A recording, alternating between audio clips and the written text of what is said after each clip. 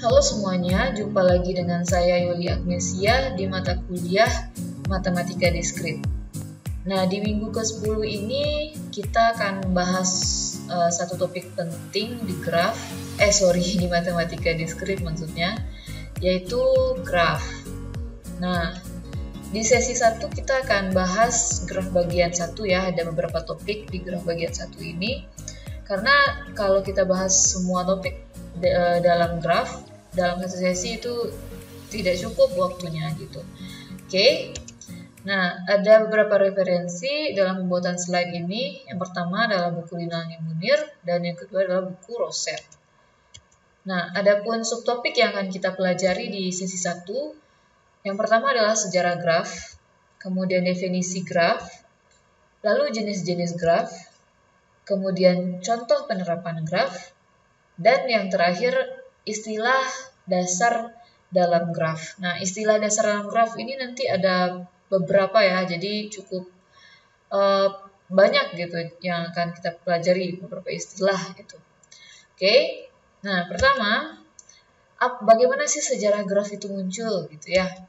Nah, perhatikan ya masalah jembatan Königsberg. Nah, sebenarnya ini ada titiknya di sini. Gini. Nah, jadi masalah jembatan ini seperti ini nih. Dulu ada sebuah sungai yang ya namanya Sungai Pregal ya, yang mengalir mengitari kota Kneiphof. Nah,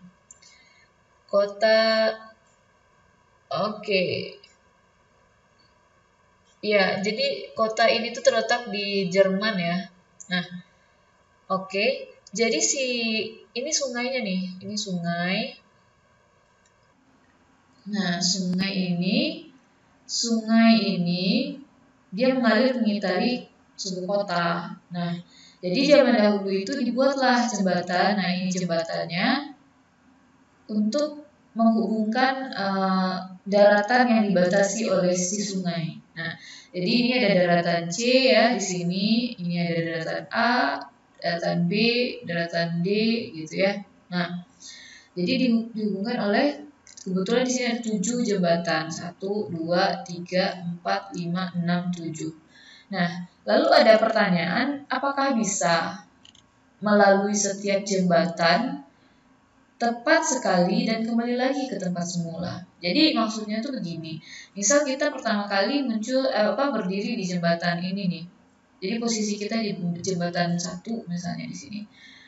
Jadi kita akan kembali lagi ke sini setelah melakukan perjalanan ke jembatan-jembatan lain, tapi hanya sekali gitu. Nah, misal kita dari sini ke jembatan kedua, misalnya di sini, terus pergi ke ya kalau dari sini ya lalu pertama kali kedatangannya dari sini ya di sini ya, terus habis itu ke sini, nah ini ada 2 pilihan ke sini, apakah ke sini lagi. Nah, kalau ke sini lagi pasti lewat ini lagi ya, atau ke sini. Kalau ke sini berarti kita akan ke sini. Nah, itu kalau dicari-cari seperti itu nggak mungkin, nggak ketemu gitu ya. Nah, jadi pertanyaan ini itu bisa dijawab oleh seorang matematikawan Swiss pada tahun 1736, yaitu namanya L. Euler. Nah, dia menyelesaikan masalah ini itu pertama kali dengan menggunakan graf. Nah, jadi kalau bentuk jembatan atau sketsa dari jembatan ini itu digambarkan ke dalam graf, nah kita bisa gambarkan seperti ini nih.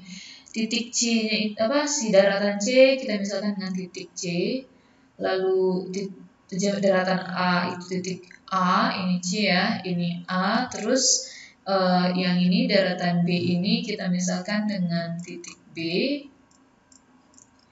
Lalu daratan terakhir ini D, kita misalkan dengan titik D. Nah, sedangkan jembatan-jembatannya ini kita misalkan dengan garis yang menghubungkan antara antar titik atau antar daratan. Nah, dari C ke A itu ada 2 jembatan. Nah, berarti itu kita gambarkan ada 2 garis. Lalu dari daratan A ke B itu ada 2 jembatan juga. Kita gambarkan dengan 2 garis juga. Nah, lalu dari A ke D itu ada 1, ya ada 1 ya. Nah, dari C ke D itu bisa lewat jembatan ini kan ya. Nah, jadi kita bikin juga 1 garis. Lalu dari B ke D juga bisa lewat jembatan ini. Jadi ada 1 garis lagi. Nah, oke. Jadi kira-kira seperti inilah jembatan-jembatan ini atau daratan yang dukungan jembatan kalau kita mau gambarkan dalam graf ya seperti ini. Nah, zaman dahulu kala itu si Euler menyelesaikan masalah ini menggunakan graf yang seperti ini. Jadi ini namanya graf. Dari sini kita bisa lihat bahwa graf itu menghubungkan objek-objek diskrit ya. Objek diskritnya itu apa? Yaitu daratan-daratan, ya kan? Nah, dihubungkan. Jadi daratan di sini dilambangkan dengan titik, sedangkan jembatan yang menghubungkannya itu dilambangkan atau digambarkan dengan garis. Nah, itu yang maksud dari graf itu seperti itu kalau dari masalah sini gitu ya. Nah, jawaban Euler pada saat itu mengatakan bahwa tidak bisa kita melewati jembatan itu tepat sekali untuk kembali lagi ke jembatan semula. Nah, alasannya Euler mengatakan bahwa graf yang dia temukan dari masalah jembatan ini itu bukan graf yang dengan sirkuit Euler gitu. Nah, apa sih sirkuit Euler? Nah, oke, istilah-istilah itu atau pengertian atau kenapa bisa seperti itu? Nah, itu yang akan kita pelajari pada topik graf kita. Nah, oke ya, bisa paham lah ya gimana sejarah graf. Nah, kalau bisa kita tuliskan ke dalam definisi formal, jadi graf itu adalah pasangan himpunan. Nah, jadi balik lagi kita bicara himpunan, gitu ya, nggak jauh-jauh dari himpunan. Jadi graf itu adalah selain dia bisa digambarkan dalam titik dan garis. Nah, dia bisa dituliskan, dia itu sebenarnya adalah pasangan himpunan. Nah, ada 2 himpunan berarti ya kalau pasangan. Nah, yaitu himpunan pertama V dan himpunan kedua E. Atau dinotasikan dengan G sama dengan V, E. Nah, V itu adalah himpunan tak kosong. Nah, ini catatannya ya, tak kosong dari simpul-simpul. Nah, jadi titik-titik tadi itu disebut dengan simpul. Nah, simpul itu nama lainnya vertex atau node gitu. Kemudian himpunan kedua adalah himpunan sisi, edge atau arch. Nah, yang menghubungkan sepasang simpul. Jadi garis-garis tadi gitu ya yang menghubungkan antar 2 titik tadi itu disebut dengan sisi. Ini sisi namanya. Sedangkan titik-titik ini disebut dengan simpul. Nah, catatannya di sini kalau titik itu tidak boleh kosong. Sedangkan sisi atau garisnya boleh kosong. Gitu ya. Nah, kalau misalnya di sini sisinya kosong, himpunan kosong artinya tidak ada sisi, yang ada hanya himpunan titik. Nah, misal himpunan titiknya itu hanya 1 titik. Nah, misalnya hanya 1, titiknya ada 1, titik 1. Nah, berarti graf yang dibangun oleh himpunan titik yang terdiri dari 1 titik itu disebut dengan graf trivial. Gitu ya. Oke. Nah, contoh-contoh graf di sini ada 3 graf di sini ya. Nah, pada graf pertama kita bisa lihat bahwa himpunan titiknya ada 4 anggotanya ya, 1, 2, 3, 4. Sedangkan himpunan sisinya ada. Nah, penulisan sisi bagaimana? Nah, kita memasangkan titiknya. Misalnya sisi pertama itu ada ini kan sisi pertama nih ya. Nah, jadi dia menghubungkan titik 1 dengan 2, berarti kita tulisnya 1,2. Nah, lalu sisi mana lagi? Ini nih satu sisi lagi, yaitu menghubungkan titik 1 dengan 3. Nah, kita tulisnya 1,3. Lalu 3 dengan 4. Lalu 2 dengan 3. Lalu 2 dengan 4. Nah, di sini selain kita menuliskannya dengan pasangan titik, kita bisa juga menuliskannya dengan lambang E ya. Misalnya di sini kita menamainya dengan E1. Nah, E itu H gitu ya. E1, E2, E3, E4, E5 boleh gitu. Itulah ya. Nah, untuk titik graf kedua silakan lah coba ya. Bagaimana apa saja himpunan titik dan apa saja himpunan sisinya. Nah, untuk jenis-jenis graf terdapat dua jenis graf berdasarkan ada tidaknya gelang atau sisi ganda. Nah, sebelumnya kita bahas dulu gelang itu seperti apa. Nah, di sini terlihat bahwa ini titik 3 itu terlihat ada sisi dari 3 kembali lagi ke 3. Nah, ini disebut juga dengan gelang. Gitu ya. Sedangkan coba lihat titik 3 dan titik 4 itu dihubungkan oleh dua buah sisi. Nah, dua buah sisi ini sama, ya kan? Sisi 3,4, nah satu lagi sisi 3,4 juga. Nah, ini berarti apa? Ini disebut juga dengan sisi ganda. Nah, gitu ya. Nah, jadi berdasarkan ada atau tidaknya gelang atau sisi ganda, graf itu bisa dibagi dua. Yang pertama namanya graf sederhana ya, yaitu graf yang tidak mengandung gelang ataupun sisi ganda. Jadi dia nggak punya gelang, nggak punya sisi ganda. Sisi pada graf sederhana ini pasangan titiknya itu tak terurut. Jadi kalau kita bisa tulis 1,2, nah ini kan misalnya gini nih, 1, 2. Nah, ini kan ini ya sisinya ya dari 1 ke 2. Nah, kita bisa tulis 1, 2 atau 2, 1. Nah, jadi karena dia tidak memperhatikan urutan gitu. Kalau si graf sederhana. Nah, jadi boleh 1, 2, 2, 1 sama aja. Tapi nggak boleh dua-duanya ditulis gitu ya. Nah, ada yang namanya graf tak sederhana. Kalau graf tak sederhana itu dia mengandung sisi ganda atau gelang. Jadi asalkan ada aja, bisa di sini ada gini nih. Yaudah dia jadi graf tak sederhana gitu. Karena ada gelangnya. Atau kalau misalnya 1, 2 terus ada kayak gini, kan ini ada sisi ganda nih berarti. Nah, jadi dia masuk ke graf tak sederhana juga. Gitu ya. Nah, sedangkan kalau dari graf tak sederhana itu sendiri, itu ada dua macam lagi. Pertama namanya graf ganda, seperti yang sudah kita bahas, berarti dia mempunyai sisi ganda. Nah, sisi ganda di sini sebagai pasangan tak terurut yang sama. Jadi, kalau misalnya kita mendefinisikan, nah ini kan contoh yang graf ganda ya. Berarti kalau di sini itu, ini pasangannya, sisinya 1,2, oke 2 di sini. Dan 1,2. Jadi dia juga tidak memperhatikan urutan. Kalau mau ditulis 2,1 juga boleh. Karena di sini dia diasosiasikan sebagai pasangan tak terurut yang sama gitu.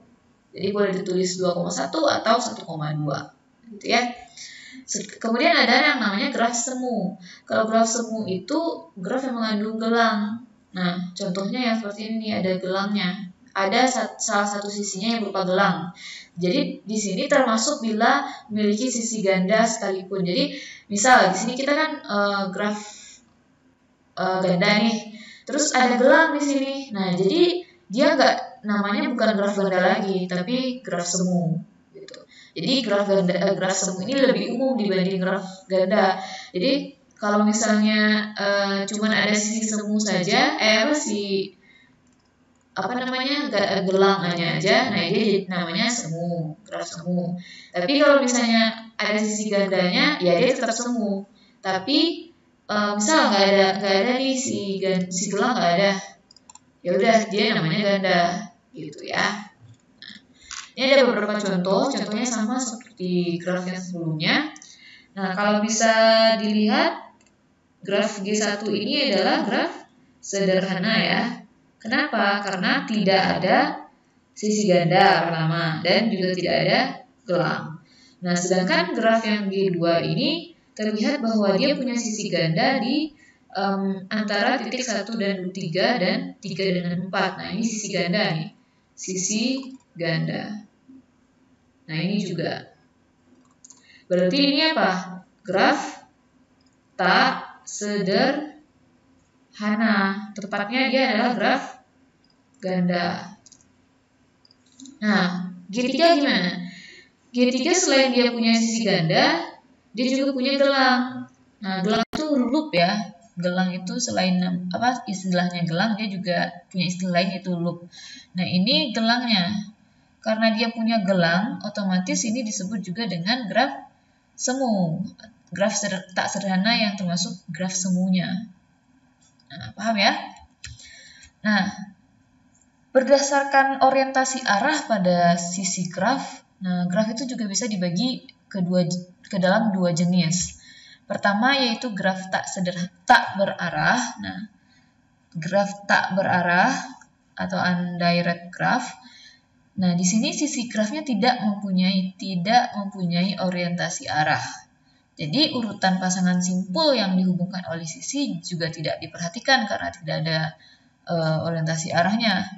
Sedangkan kalau graf berarah itu sisi grafnya mempunyai orientasi arah.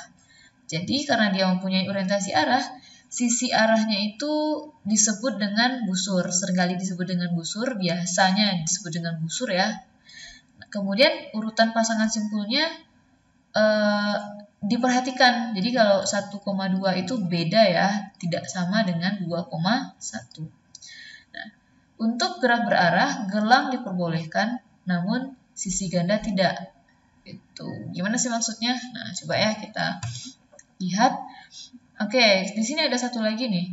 Graf berarah yang memiliki sisi ganda disebut dengan graf ganda berarah. Nah, contoh di sini kita bisa lihat. Nah, untuk G4 di G4 ini terdapat ya, di sini tidak ada ininya ya. Gelang tidak ada, sisi ganda tidak ada. Nah, jadi yang dari dari simpul 1 ke 2 ini ada 2 buah busur yang berbeda. Nah, busurnya apa saja? Nah, coba lihat yang ini itu panahnya ke sini nih. Berarti dia busurnya 1,2. Sedangkan untuk yang satunya lagi dari 2 ke 1. Nah, itu berarti busurnya 2,1. Nah, ada yang jadi nama titiknya itu ini atau nama simpulnya ini ya. Kalau dari 1,2 berarti si 1 itu disebut juga dengan simpul awal. Simpul awal. Nah, atau simpul asal lah lebih tepatnya ya. Simpul asal. Sedangkan 2 itu disebut dengan simpul tujuan atau terminal. Simpul terminal. Jadi untuk 1,2 simpul asalnya 1, simpul tujuannya 2. Sedangkan untuk busur 2,1 berarti simpul tujuannya 2. Sedangkan simpul asalnya 2, simpul tujuannya 1. Makanya ini berbeda. Nah, begitu juga dengan simpul 2 dengan 4 itu ada 2 busur yang menghubungkannya. Yang pertama itu 2,4 dan 4,2. Nah, sedangkan untuk G5, oke, jadi di sini yang G4 ini adalah contoh untuk graf berarah ya. Nah, untuk G5 di sini terlihat, nah di sini ada busur dari sisi simpul 1 ke 3 itu ini ya, satu busur, ini satu busur, lalu busurnya arah yang sini, dan ini satu lagi nih. Sama ya arahnya dengan yang 31. Nah, berarti oke, kita tuliskan saja busur pertama 1,3, lalu 3,1 yang ini, lalu yang tengah juga 3,1. Jadi pada graf G5 ini terdapat busur ganda. Nah, otomatis nama dari graf ini graf ganda berarah. Tuh. Jadi beda ya graf ganda berarah dengan graf berarah saja. Kalau graf ganda berarah berarti dia punya busur ganda, gitu ya. Nah, sekarang contoh yang tak berarah seperti apa? Nah, contoh yang tak berarah itu, nah yang ini contoh yang tidak berarah karena tidak ada arahnya. G1, G2, G3 itu masuk ke contoh graf yang tidak berarah. Nah, paham ya? Oke, kalau bisa kita ringkas dalam tabel, jenis-jenis graf itu bisa kita lihat di sini. Nah, pertama jenis graf sederhana. Kalau graf sederhana itu dia tidak berarah, gitu ya, tidak berarah. Sisi gandanya juga tidak ada, gelangnya tidak ada. Kalau graf sederhana ya. Lalu graf ganda gimana? Graf ganda juga tidak berarah. Ganda ya pastilah boleh, gelang tidak boleh ada. Kalau graf semu tidak berarah juga. Ganda ini boleh, gelang boleh. Graf berarah, kalau graf berarah gimana? Ya pastinya dia punya arah. Dia nggak boleh ada sisi ganda. Gelang gimana? Nah, ini catatan penting ya, gelangnya boleh. Jadi untuk yang berarah, sisi gandanya nggak boleh, gelangnya boleh. Nah, oke, sekarang kalau graf ganda berarah, pastinya berarah, sisi gandanya boleh ada dan gelangnya boleh ada. Oke, bisa ya dipahami. Kalau untuk testingnya ya, misal ada titiknya gini nih. Kemudian ini ada busur, kemudian ini busur juga 1, 2, 3. Terus gini. Kira-kira ini masuk graf apa nih? Graf berarah. Graf berarah aja ya. Bukan graf berarah ganda karena dia tidak punya sisi ganda. Dia juga tidak masuk graf sederhana karena dia punya arah. Dia tidak masuk graf semu. Kenapa? Karena dia punya arah. Nah, jadi dia masuknya ke graf berarah karena dia punya arah dan boleh ada gelang, boleh. Ya, jadi ini graf berarah. Nah, contoh penerapan graf. Yang pertama pada rangkaian listrik. Nah, dapat dilihat di sini rangkaian listrik. Nah, di sini ada hambatan gitu ya. Terus ada sumber listriknya. Nah, rangkaian listrik ini kalau kita gambarkan ke dalam graf, nah bisa dilihat di sebelah kanannya kita memisalkan pertemuan dari rangkaian listrik, rangkaian berarti ini rangkaiannya ya, itu dimisalkan dengan titik. Lalu untuk masing-masing rangkaian itu kita misalkan dengan karena di sini nggak ada arah, berarti ini adalah sisi ya, sisi AB, AC dan seterusnya. Oke, berarti ini termasuk ke graf sederhana. Nah, kedua penerapannya pada penulisan isomer senyawa kimia karbon.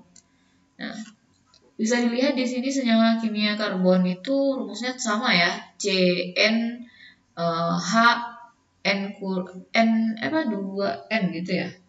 Apa sih rumusnya apa ya untuk yang isomer? Pokoknya rumus dari rumus kimianya sama gitu.